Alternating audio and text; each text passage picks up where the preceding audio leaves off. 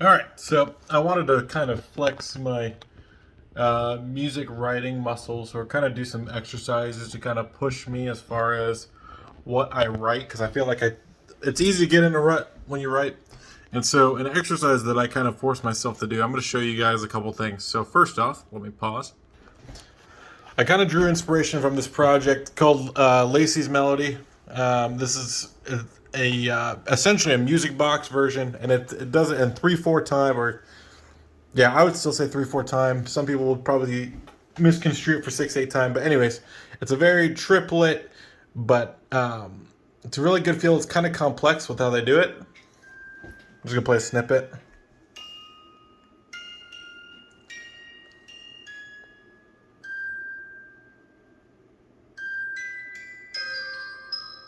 And I kind of hear that 3/4 time. 1, 2, 3, 1, 2, 3, 1, 2, 3, 1, 2, 3.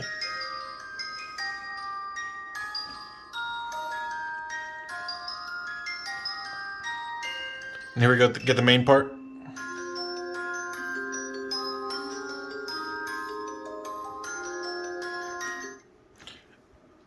But anyways, so that was the first thing that kind of inspired me, and I never really knew what to kind of do with that inspiration.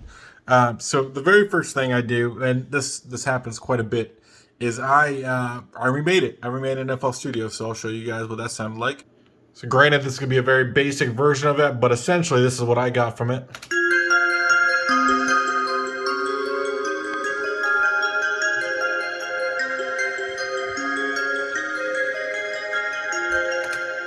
And you can kind of hear all the different nuances in it. And so there's a couple things I focused on. And so hold on one sec. So this is the first part I focused on that pattern, was this. And what this is the bass line establishing the chords as well as the rhythm. And they're really only using 2 notes on each chord.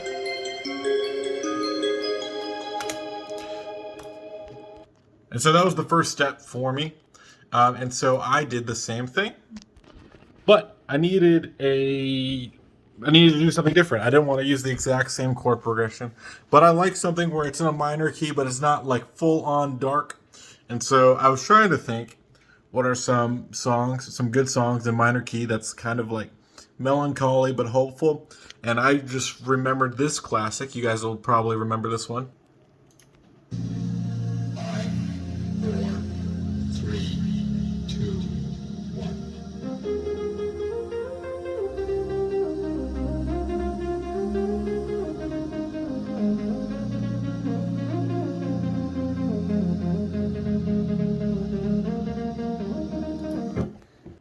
So instantly love that chord progression. I've always loved that one. So that was the first thing I did in FL Studio. And so I got the chords up here. This is what I came up with.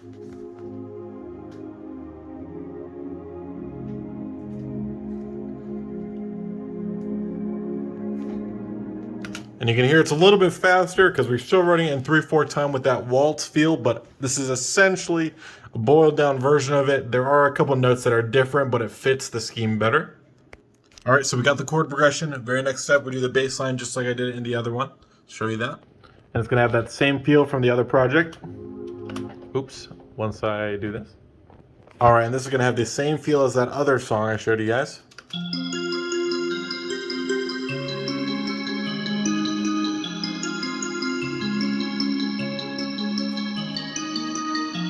Remember, we're focusing on only 2 notes in each chord. And the top and bottom notes are the same root note. And once you kind of got that bass line where it has the chords you need, it has the rhythm you need, at that point you can kind of just throw in notes that are on that scale, play around with it, and this is what I came up with. Really basic. Keep in mind, I wanted this to mimic that other project, so it does have a lot of moving pieces in it, and you'll probably hear a few melodies, but this is what I came up with.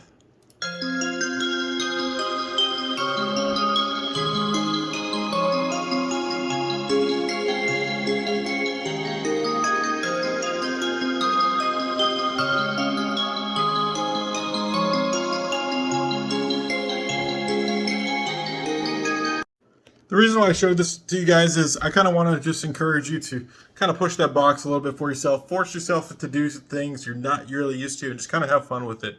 Explore. Don't just force yourself into the same box. Don't keep making the same stuff because you're just not going to get better as fast. This is a fun way to kind of really explore what music's about. So I hope you learned something. If not, I don't care. But see ya.